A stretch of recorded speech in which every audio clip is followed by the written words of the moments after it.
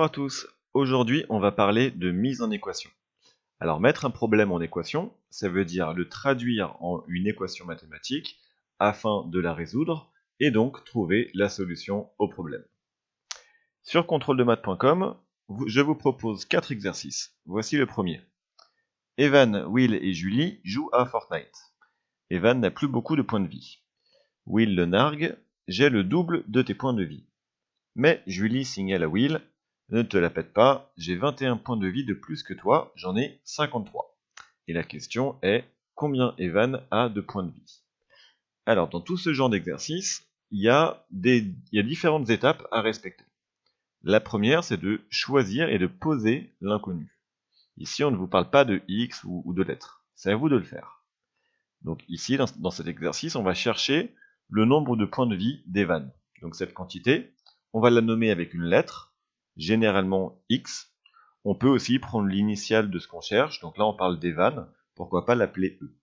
Donc on va écrire soit E, le nombre de points de vie d'Evan. Et ensuite, il va falloir traduire les phrases de l'énoncé en une expression mathématique.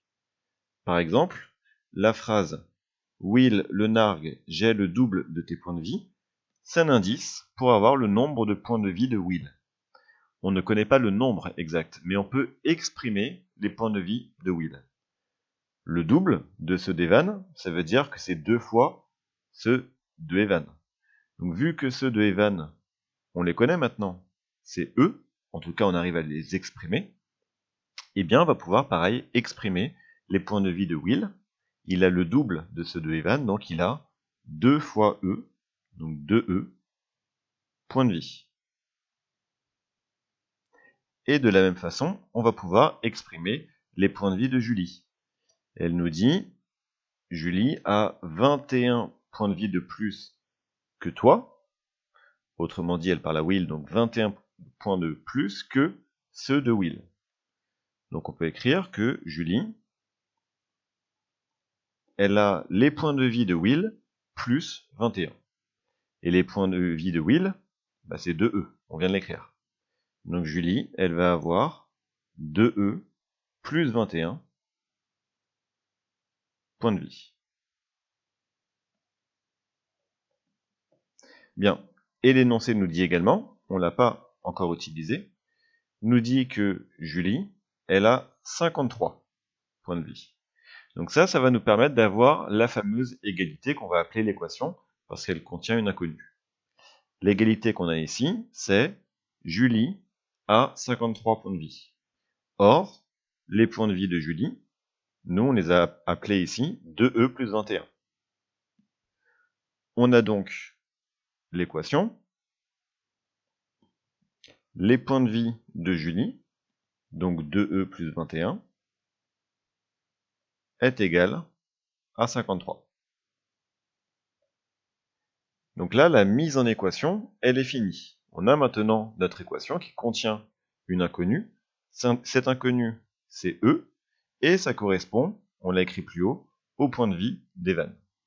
Donc maintenant, il nous suffit juste de résoudre cette équation, qui est une équation pas très compliquée. On va isoler ici le E, donc on va supprimer le plus 21 en faisant moins 21 de chaque côté.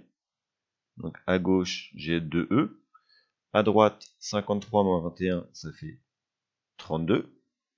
Et enfin, je divise par 2 de chaque côté pour avoir E égale 16. Et je n'oublie pas de conclure. La question était combien Evan a de points de vie. Moi, je trouve E égale 16. Donc, Evan a 16 points de vie. Et on pourrait, comme ça, trouver également les points de vie de William et de Julie. Vu que William a le double, il a 32 points de vie. Et Julie, qui en a... Julie, on le savait déjà, pardon. Julie, elle en a 53. Donc voilà pour le premier exercice. Le deuxième, dans le même genre. Un groupe de copains, de 14 copains, veut jouer au foot. Mais c'est la galère pour composer les équipes, certains ne savent pas jouer du tout. Heureusement, il y en a 2 fois plus qui savent jouer. Et en plus d'eux, il y a 2 joueurs qui ont un excellent niveau. Donc pour aider les capitaines, combien de joueurs ne savent pas jouer? Donc si je résume, on a 3 types de joueurs. Il y a ceux qui ne savent pas jouer, ceux qui savent jouer, et ceux qui ont un excellent niveau. Et on sait, si on lit bien, que les 3 mis ensemble, 3 types de joueurs, c'est en fait 14 copains.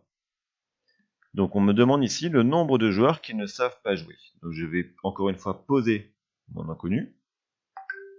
Alors on va dire que c'est des débutants, donc je vais les nommer D, soit D, le nombre de joueurs débutants. Je vais maintenant bien relire l'énoncé. Chaque phrase va être un indice. On me dit ici, heureusement, il y en a 2 fois plus qui savent jouer. Donc, j'ai des joueurs débutants et j'en ai 2 fois plus qui savent jouer. Donc, si mes joueurs débutants, j'en ai D, bah, les joueurs qui savent jouer, j'en ai 2 fois plus. Donc, 2 fois D. Donc, je peux écrire la phrase. Il y a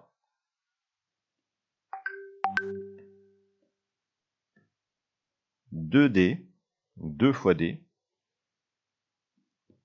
joueurs qui savent jouer. Et quand je relis bien encore l'énoncé, on me dit que en plus de, il va y avoir 2 joueurs qui ont un excellent niveau. Donc si j'additionne les débutants, ceux qui savent jouer et ceux qui ont un excellent niveau, à eux 3, ils vont constituer tout le groupe de 14 copains. Donc ici, mon équation, elle arrive petit à petit. Je vais avoir que le nombre de joueurs débutants, donc D, plus je vais additionner le nombre de joueurs qui savent jouer, j'en ai 2D, plus le nombre de très bons joueurs, il y en a 2. Là, j'ai bien reconstitué tout mon groupe de copains, et ils sont en tout 14. Donc voilà, ma mise en équation est terminée. J'ai obtenu une équation qui comporte une inconnue, petit d, c'est mon nombre de joueurs débutants. Maintenant, il me suffit de résoudre cette équation pour trouver ce nombre. Alors, cette équation, je vois que je peux la réduire déjà. D plus 2D, eh bien ça fait 3D. Donc 3D plus 2 égale 14. Je veux retirer ce plus 2, donc je fais un moins 2 de chaque côté, ce qui me donne 3D égale 12. Et enfin, pour retirer le x3, je vais diviser par 3 chaque membre de mon égalité, et j'obtiendrai D égale 4. Cela signifie que dans mon groupe de copains, il y a 4 débutants. Donc la réponse de cet exercice était 4. Exercice suivant, sur contrôle-de-maths.com, ça va être un exercice de géométrie. Mais encore une fois, on reste dans la mise en équation. Quelle doit être la valeur de x pour que le rectangle ABCD ait un périmètre de 198 cm? Alors, j'ai mon rectangle. La longueur AB, on voit qu'elle mesure 5x plus 3. Donc ce x, c'est bien sûr un nombre qu'on ne connaît pas, qui est représenté ici par une lettre. Et la largeur BC mesure 4x plus 6. Donc je veux que le périmètre de mon rectangle fasse 198 cm. Je peux déjà exprimer le périmètre de mon rectangle. Donc je ne peux pas lui donner une valeur parce que il va contenir une lettre, mais en tout cas je peux l'exprimer en fonction de x. Donc le périmètre de ABCD est, et donc je vous rappelle que le périmètre d'un polygone, ça va être la somme des longueurs du contour, autrement dit, cette longueur-là, plus celle-là, plus celle-là, plus celle-là. Ou, de façon un petit peu plus courte, 2 fois la longueur, donc 2 fois 5x plus 3, plus 2 fois la largeur, donc 2 fois 4x plus 6. On n'oublie pas bien sûr les parenthèses. Donc voilà le périmètre du rectangle. Je vais pouvoir réduire cette expression en développant. Donc je vous rappelle 2 fois 5x plus 2 fois 3. Donc je vais obtenir 10x plus 6. Et 2 fois 4x plus 2 fois 6, ça va me donner 8x plus 12. Je continue à réduire cette expression. Les termes en x, je vais avoir 10x et 8x qui me donnent 18x. Et 6 et 12 qui donnent 18. Donc, après réduction, le périmètre de mon rectangle est 18x plus 18. Et dans la consigne, on me demande la valeur de x afin que le périmètre soit de 198. Donc mon équation, elle est là. On doit résoudre le périmètre, donc 18x plus 18, est égal à 198. Ça, c'est ce que je veux. J'ai d'un côté le périmètre que j'ai réussi à exprimer, et de l'autre côté, la valeur qu'il doit être. Donc maintenant, je vais résoudre cette équation pour trouver le x nécessaire afin que cette égalité soit vraie. Donc 18x plus 18 égale 198. Je retranche 18 de chaque côté. J'aurai donc 18x égale 180. Et je divise par 18 de chaque côté pour obtenir x égale 180 sur 18, ce qui me donne 10. Donc mon rectangle va avoir un périmètre de 198 lorsque x égale 10. Si vous avez un petit peu de temps dans le contrôle, n'hésitez pas après à vérifier. Si jamais on remplace x par 10, on va avoir un rectangle qui a comme longueur ici 53, et comme largeur 4 fois 10 plus 6, donc 46. Et effectivement, si j'additionne 53 plus 46 plus 53 plus 46, je vais bien obtenir 198. Donc on peut ainsi vérifier que la solution qu'on a trouvée est correcte. Dernier exercice, un petit peu plus compliqué. Camille et Thibaut jouent à pierre-feuille-ciseaux. Ils ont fait des paris. À chaque fois que Camille gagne, Thibaut lui donne 3 euros. Alors que si Thibaut gagne, Camille lui donne 2 euros. Et on considère qu'il n'y a pas d'égalité. À la fin des 13 parties, Camille repart avec 9 euros. Combien de parties a-t-elle gagné? Alors c'est compliqué ici de deviner la réponse, parce que à chaque partie elle gagne de l'argent, mais si elle perd, elle en donne. Donc le 9 euros, c'est le résultat entre ce qu'elle a gagné et ce qu'elle a aussi donné. Donc de tête, c'est un petit peu compliqué pour directement trouver la réponse. Ici, on va chercher combien de parties elle a gagné. Donc on va poser l'inconnu. Je vais appeler ça V par exemple, parce que ça va être le nombre de victoires. Donc soit V, le nombre de victoires de Camille.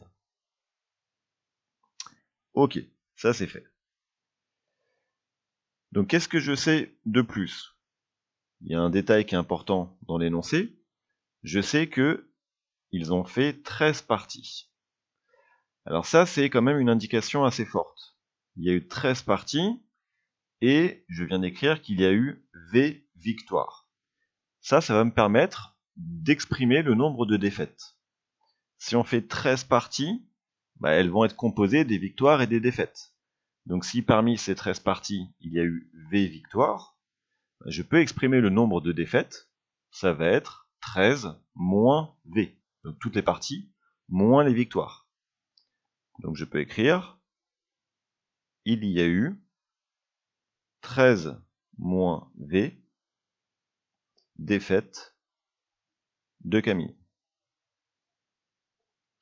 Donc maintenant, j'ai le nombre de victoires et j'ai aussi le nombre de défaites. À l'aide du nombre de victoires, je peux exprimer la quantité d'argent que Camille a reçu. Vu qu'il y a eu V victoires, je peux dire que Camille a reçu. Alors combien d'euros ça fait? Vu que c'est 3 euros par victoire et qu'elle en a fait V, elle a donc reçu 3V euros. Ça fait un petit peu bizarre de dire ça, 3V euros, parce que je ne connais pas encore le nombre de victoires, mais si je l'appelle V, c'est bien 3 fois le nombre de victoires, donc 3 fois V. Et avec le même principe, vu qu'elle a perdu 13 moins V fois, je peux exprimer l'argent qu'elle a donné à Thibaut. C'est le nombre de défaites fois 2 euros. Donc je peux dire que Camille a perdu, vu qu'elle a donné l'argent. Donc le nombre de défaites, 13 moins V. Et à chaque défaite, elle donne 2 euros. Donc elle a perdu 2 fois 13 moins V euros. Donc à la fin des 13 parties, elle a reçu 3V euros. Et elle a perdu 2 fois 13 moins V euros. Donc si je fais un petit bilan, au final, elle a gagné une certaine somme, elle a perdu une certaine somme, et le bilan de tout ça, il est dans l'énoncé, c'est la donnée que je n'ai pas encore utilisée. Camille repart avec 9 euros. Donc le bilan en termes d'argent des 13 parties, c'est 9 euros en bénéfice. J'ai donc l'équation que si je prends ses gains, donc l'argent qu'elle a gagné, 3V, et que je retire ce qu'elle a perdu, donc 2 fois 13 moins V, et bien le bilan de ça, ça va être 9 euros. Donc on retrouve ici les gains moins les pertes, ça fait 9 euros. Ça correspond bien à ce que me dit l'énoncé. À la fin des 13 parties, Camille repart avec 9 euros. Donc la mise en équation, elle n'est pas facile, je vous l'accorde, mais maintenant qu'elle est faite, on va pouvoir dérouler un peu plus rapidement. Donc ici, je peux développer 3V moins 2 fois 13, 26, moins 2 fois moins V, ça fait plus 2V, égale 9. Ensuite, 3V plus 2V, ça fait 5V, moins 26 égale 9. Et je fais plus 26 de chaque côté. 5V égale 9 plus 26, 35. Et enfin, je divise par 5 les deux membres pour obtenir V égale 35 cinquièmes, c'est-à-dire 7.